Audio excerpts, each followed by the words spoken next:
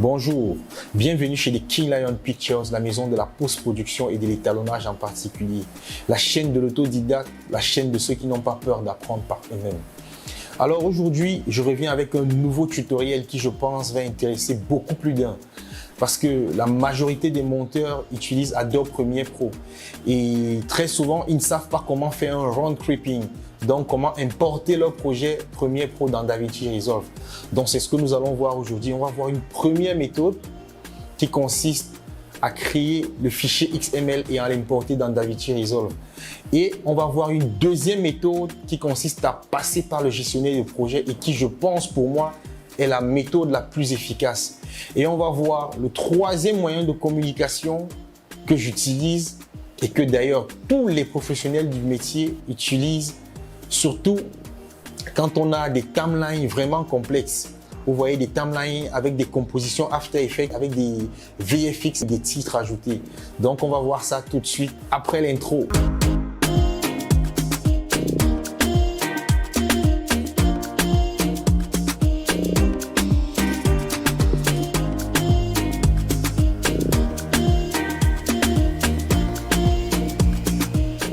Voici dans Adobe Premiere. Sans plus attendre, nous allons voir le premier cas pratique. Pour ça, j'ai préparé une séquence que j'ai appelée complexe. Rien de compliqué en montage linéaire. Juste un fondu enchaîné à ce niveau. Voilà, vous avez vu. Et un fondu en entrée et en sortie pour le son. Donc, on va créer un fichier XML. On va fichier, export, Final Cut Pro XML. Pourquoi Final Cut Pro XML? Ça, c'est ce qu'on utilisait avant quand on voulait importer un projet Premiere dans Final Cut Pro 7. Aujourd'hui, ça ne fonctionne plus avec Final Cut Pro 10 parce que Final Cut Pro 10 a son fichier XML qui fonctionne de manière complètement différente. Voilà. Donc, on choisit Final Cut Pro XML. On va le diriger. On va dire qu'il enregistre dans Adobe et DaVinci et dans Projet. Et on va créer le fichier XML complexe qu'on enregistre. Notre fichier est créé. Maintenant, on va aller dans DaVinci Resolve et on va importer ce fichier XML. Pour ça, on va fichier ici, import, timeline, ou on fait un clic droit.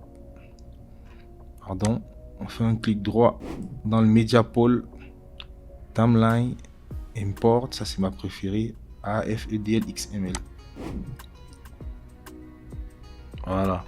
On va aller chercher notre fichier XML qui est dans KISS, Adobe et DaVinci, projet, complexe. On va aller dans Open. OK. Cette option, ça veut dire que les paramètres du projet vont changer en fonction des informations qu'il y a dans le XML. Donc, il va prendre les paramètres du projet d'Adobe Premiere. Et celle-ci, ça veut dire qu'automatiquement, DaVinci va aller dans le disque dur, fouiller les rushs et les faire matcher avec les informations qu'il y a dans le XML. Et cette option-ci, elle n'est valable que si vous utilisez les effets d'échelle dans l'inspecteur d'Adobe. Voilà. Donc, on va la décocher ici. Je n'ai pas utilisé ça. Et on va cliquer sur OK. Notre fichier XML est importé. On va lire.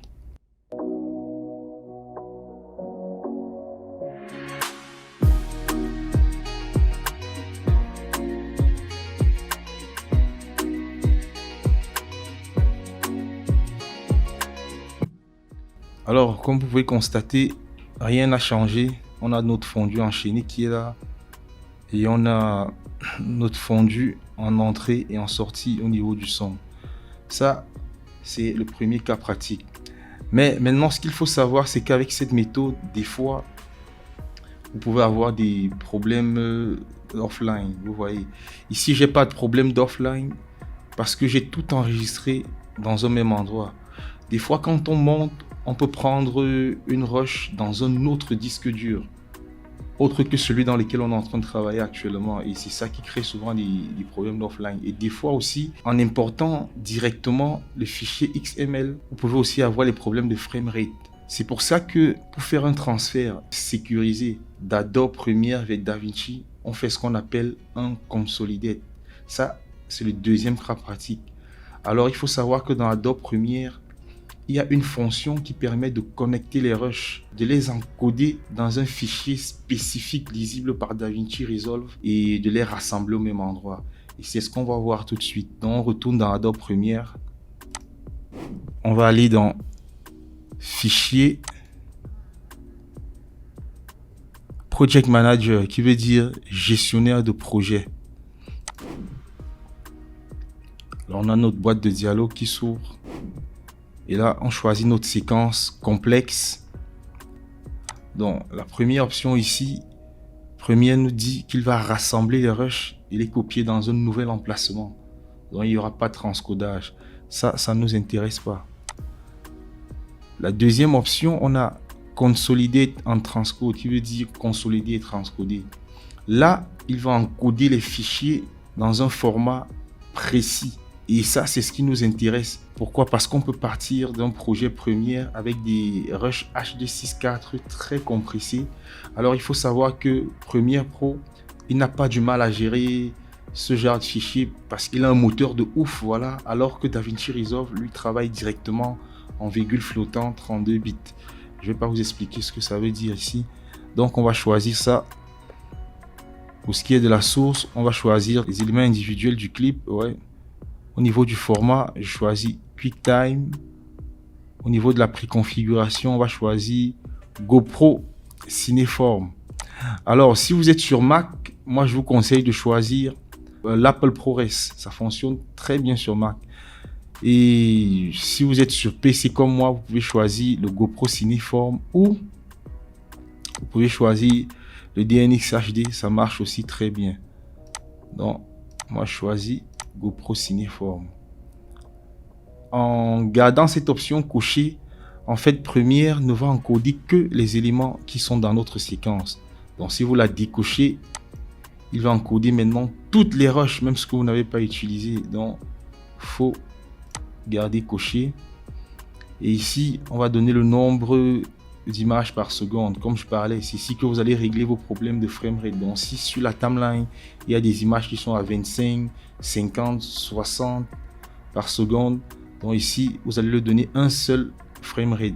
Donc, moi, dans mon cas, je mets 50. Cette option va permettre à DaVinci de repérer les bonnes rushs une fois qu'on va réimporter le XML. Donc, je garde coché Convert After Effects Composition to Clip. Ça, je vais décocher parce que j'ai pas de composition After Effects dans cette séquence. Préserve Alpha, ça nous permet de garder la transparence si on a des fichiers on exporté en RVB Alpha. Maintenant, ici, dans le chemin de destination, c'est ici qu'on va diriger notre projet. On va dire à Premiere où est-ce qu'il va enregistrer notre fichier. Donc, on va dans KISS, Adobe vers DaVinci.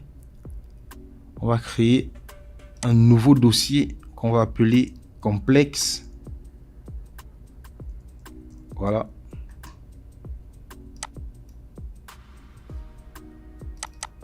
Sélectionner.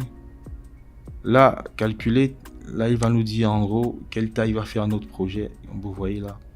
Maintenant, on peut lancer l'exportation. Vous voyez là, ça transcode. Ok, le transcodage est terminé. On va aller dans notre explorateur de fichiers. Dans Adobe et DaVinci. Voilà le dossier qu'on a créé, complexe. On va l'ouvrir.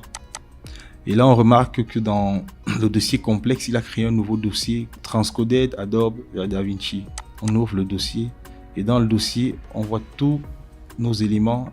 Et on voit qu'il a créé un nouveau projet Premiere. Alors, on va fermer celui-ci. Et on va ouvrir le nouveau projet Adobe Premiere.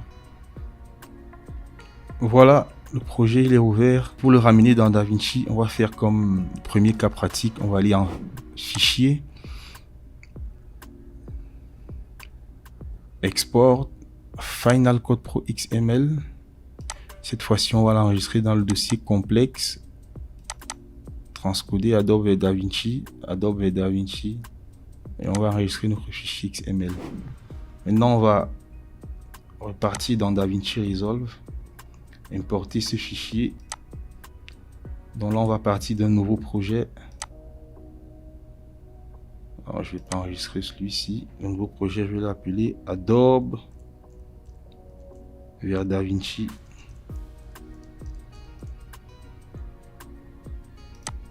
Je vais aller dans le Media Pool. Clic droit dans le Media Pool Timeline, Import AFEDL XML. Là, je vais aller dans le dossier complexe, transcoder Adobe vers DaVinci et j'importe le fichier XML. Je décoche, j'ai pas fait de scaling dans la composition. Elle s'est ouverte. Alors, quels sont les avantages de ce deuxième cas pratique? D'abord, ça vous permet d'éviter les médias offline. Donc, si vous avez pris des éléments ailleurs, vous voyez, Adobe, lui, il les rassemble déjà d'abord au même endroit. Et de deux, ça vous permet d'éviter les problèmes de framerate. Si vous avez plusieurs fréquences d'image dans votre timeline, il vous permet de résoudre ces problèmes. Et le troisième avantage, c'est que si le projet il est validé, que la production a validé le projet, vous voyez que là, vous pouvez alléger votre disque dur. Maintenant, nous allons voir le troisième cas pratique. Et pour ça, on va retourner dans Adobe Premiere. Pour ce troisième cas pratique, on va aller dans la deuxième timeline que j'ai créée. Bon, comme je le disais en intro, ça c'est une timeline un peu complexe. Vous voyez là, on a un titre. Ici, on a un effet de stabilisation. Ici, si je agrandis là, vous voyez, on a un effet de remappage temporel. Là, on a une transition. Et là, comme je disais précédemment, nous sommes allés dans l'inspecteur et on a réduit l'échelle de 25%, de 75%, pardon. Ok, vous avez vu ici, j'ai fait un effet de compensation optique. Bon, dans ce troisième cas pratique, comment est-ce qu'on procède? Là, ce qu'on va faire, on duplique d'abord la séquence. La voici, complexe VFX. Duplique la séquence et on va renommer celle-ci complexe VFX pour DaVinci parce qu'on va la préparer pour DaVinci. Ouais.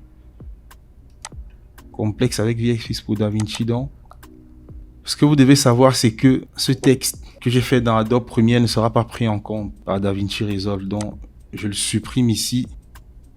Cet effet de stabilisation et de remappage temporel ne seront pas pris en compte par DaVinci Resolve. Et pour ça, ce que je vais faire, c'est que je vais les exporter. Ici, au niveau de cette transition, je vais l'annuler et je vais la replacer plus tard. Pourquoi? Parce que si je l'importe dans DaVinci Resolve, ce sera plutôt un fondu. La transition en rond va disparaître, il va remplacer par le fondu. Donc ce que je fais, c'est que je supprime. Et je le mets un peu au-dessus. Je le laisse sur la timeline et je mets des poignées. Et je mets une marque ici. De manière à me rappeler que là, il y avait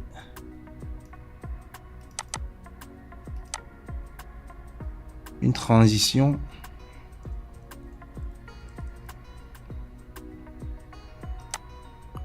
Ok, je vais la laisser comme ça.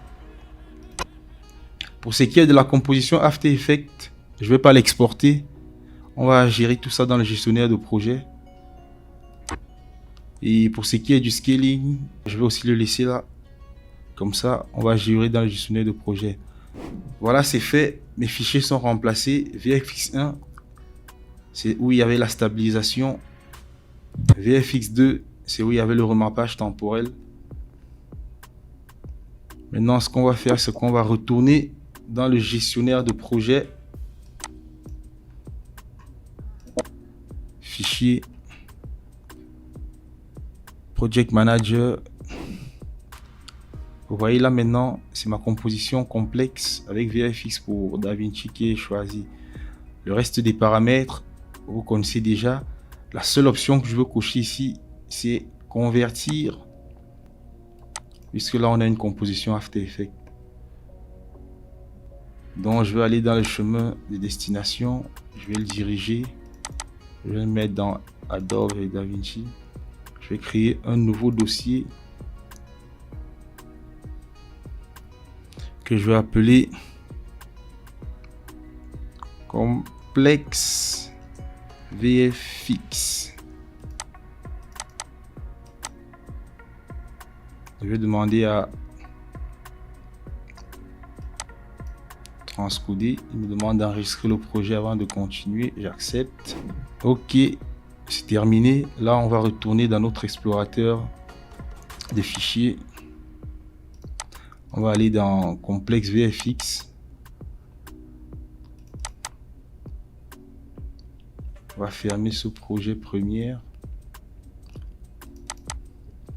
Ok, c'est ouvert. Si je viens là, vous pouvez voir qu'il a créé ma composition After Effects en fichier vidéo. Vous pouvez bien le voir ici. Vous voyez que là, il est devenu un fichier vidéo. Donc, maintenant, il ne vous reste qu'à recréer l'XML et importer dans DaVinci Resolve. Ok, maintenant vous connaissez les différents moyens de communication qui existent entre Adobe Premiere Pro et DaVinci Resolve.